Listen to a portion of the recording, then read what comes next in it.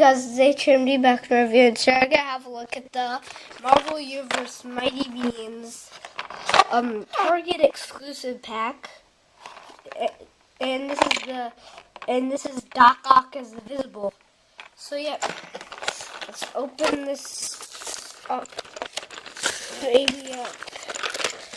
Oh, puppy. Let's just open this up.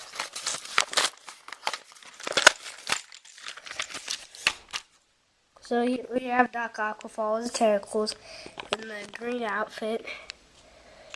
I'm guessing this is the comic book version, because he had a darker coat, and he had the orange. So, and our tray. Yeah, I know what it said too.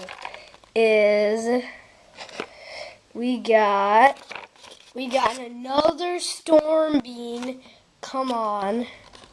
But we got our Target exclusive bean is number 69, the Ironmonger. And we got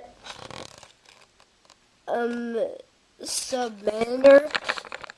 Yep, that's our tray. So yeah, bye. See you in my next video.